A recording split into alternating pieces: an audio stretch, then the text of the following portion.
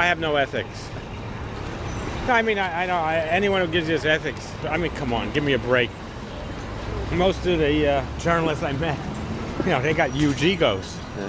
They walk where, supposedly danger is, but I think this is more dangerous. I wrote that if you can smell the street by looking at the photo, it's a street photograph. You feel like you're really there. Hello there. On an ethical or moral level, there are times as a photographer when one starts to feel a little uncomfortable about taking a picture. And if you carry on pursuing it, you can start to feel a little bit of a creep. You may walk away with a picture, but the grubby feeling lingers. It's very difficult to set a fixed rule or rules about these things. It seems to be more effective to respond on a case-by-case basis to how it impacts one personally. As a photographer, one can find oneself in a position that seems a bit ethically grey, and in the heat of the moment, it's sometimes difficult to work through the issues. What seems okay to one photographer might seem unreasonable to another. And also over time, I've learned not to rush to judge how other photographers operate. Legislation to achieve some form of utopia in photographic behavior is for me a complete no-no. I think that these photographic concerns are very similar and possibly tied to the debates around free speech versus hate speech. Most people in the real world outside of the internet operate with a reasonable level of politeness. To use an extreme example, through awareness education, the N-word is largely extinct, and those that do use it are Dave Chappelle, rappers, or race baiters who become quickly sidelined. In a similar way, I seldom see photographers openly trying to belittle their subjects, and if they do, viewers will immediately show their disapproval. Street photography has become an issue in recent years as outrage culture has gained a foothold. More voices have begun accusing photographers of intruding into other people's private spaces, even when the subjects are moving through public spaces. Europe has recently introduced the so-called GDPR, or General Data Protection Regulation. This law was written loosely enough so as to allow each country to apply it as they wish. At the moment in the UK, the rules around street photography are still fairly relaxed, while in Germany the walls are closing in fast. Also recently in Austria, someone is using the law to file an $8.8 billion lawsuit against Facebook and Google, which has panicked some bloggers into removing street images from their social media. These laws are beginning to make traditional street photography very difficult. You can't ask for consent before you take a street shot because that would obviously destroy the spontaneous moment. According to the law, you're not allowed to only ask for permission after taking the photograph. Children have also become completely verboten or off limits. The argument against imposing restrictive laws on street photography is that it's a form of artistic expression and allows society to create a record of life as it is now. And the photographs allow us to reflect on the realities that are being revealed.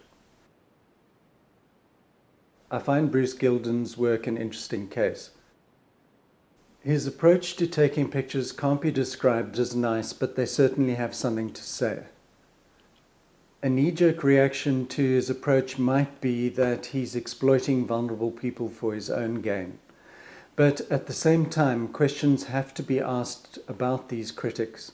Are they just wanting to avoid seeing uncomfortable realities within our society? Or are they just virtue signaling, claiming a superior position by insisting that his type of in-your-face behavior should be stopped? Personally, I find his attitude aggressive and even unkind, so it wouldn't be my approach to portraiture. But I also wouldn't want to stop him from doing what he does, because even with my reservations, I find his work compelling and revealing. When I was growing up in Brooklyn, looking out my second story window as a child at the vigorous activity in the street, I was hooked. One second, out of the way, out of the way, out of the way.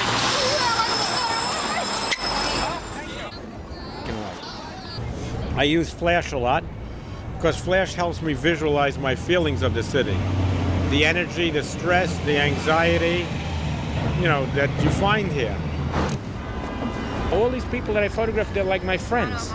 Even if I don't know them, because I'm drawn to them somehow. And that I can't fake. Some people might decide that photographing the homeless or anyone less fortunate themselves is exploitative. I find one can usually intuit the photographer's intent and their response to their subjects from the feel of the photograph.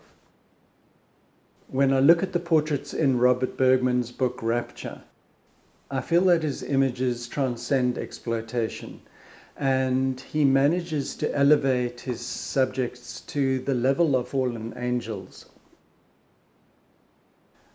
Some photographers won't photograph children. This has become a very thorny issue.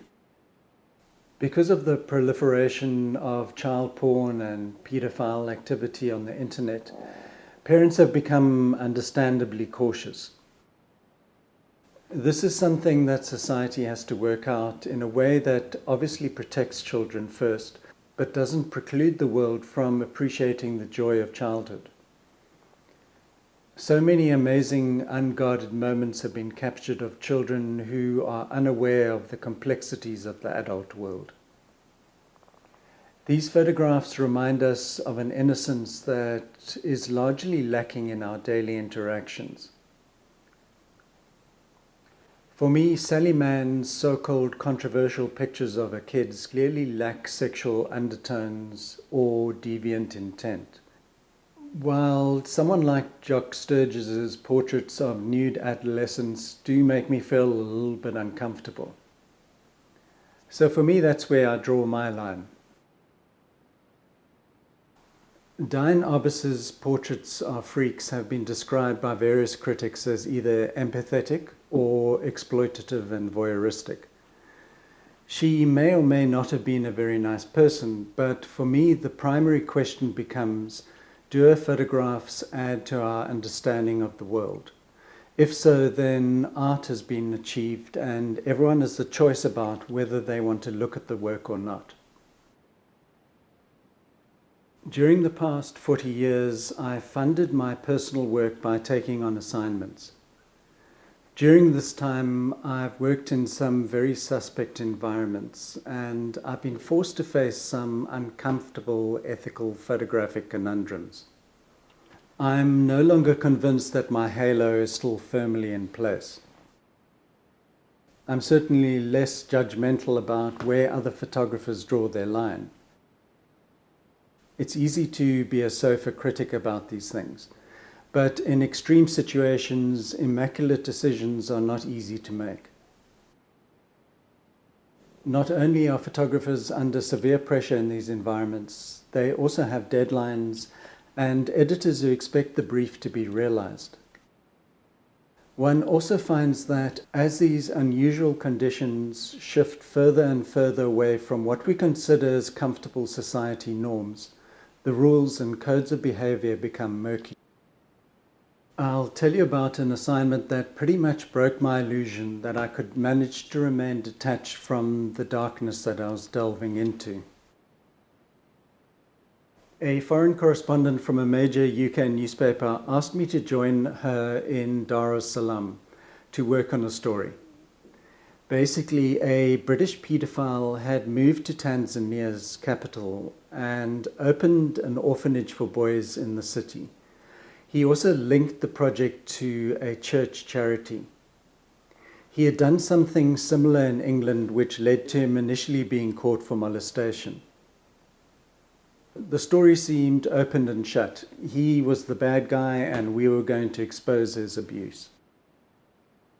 When we arrived in the city, we had to track him down. After 2 days, time was running out, and it became obvious that he would just avoid us if we introduced ourselves and said we were basically uncovering the story. A cover story was hatched that we were doing a promo piece on the orphan charity project. So suddenly I was in a position of having to lie about who I was and what I was doing. This was a role that I never signed up for. I was immediately uncomfortable and wouldn't actually have taken on the job if this was the initial plan. We only had a few hours left to pull this off, so we just blundered through the process. While we were at the orphanage, I met a young man who was a volunteer from the UK church charity. He was so enthusiastic, and I made a connection with him. I tried to, subtly as possible, tell him that things weren't as they seemed and that he should distance himself from the project. But he was so trusting of everyone, including me, and in that moment I'd become one of the phonies that Holden Caulfield rants about in Catcher in the Rye. Back in our hotel, we had supper and a beer to mark our job successfully completed, and then went to bed. Even after a shower, I still felt grubby. Sometime in the middle of the night, all hell broke loose. Our cover was blown, and the church was in an uproar, and the orphanage was in chaos. The trusting young guy that I'd met earlier came to the hotel and pleaded that I get up and go down to the lobby and speak with him. He just couldn't grasp how I could have been so devious and undermine this charity project that he thought was doing God's work. It was terrible to recognize myself as a fraud and a liar through his innocent eyes. The fact that horrible things have happened at the orphanage didn't, in my mind, excuse me from betraying his trust. Until this stage in my career, I'd always been able to morally justify my actions because I believed I was firmly on the side of the truth. Apartheid bad, anti-apartheid movements good, and so on. Having said all this, I don't actually have any objections to undercover journalists and law enforcement officers doing their jobs. But I realized at this moment that for me, it wasn't something that I ever wanted to do again. Perhaps some realizations are only exposed when they smack you in the face. I flew home, went to the video shop and hired the brutal series called Band of Brothers, and over the weekend binge-watched the whole thing. By Monday, I was a little less naive, and my enthusiasm for being a photojournalist gun for hire was dimming. It's a complicated subject, and it's sometimes worth thinking things through before you go out and shoot. It can be freeing because once you've made a decision and you feel you're okay with what you're going to do, then you're able to really concentrate on getting the shot rather than debating ethics in your head. Okay, thanks then, and I'll see you next time.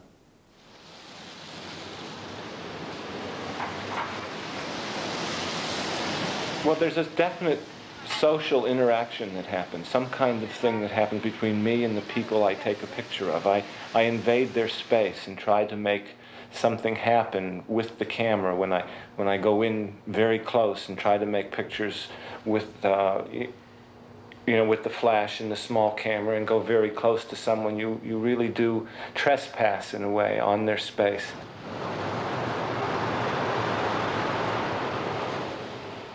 And also the kinds of subjects that I pick out, many times they're details of people or small parts of them. A lot of times they're very sexually related, and sometimes they're related to children that are in disadvantaged circumstances. Sometimes they're related to old people.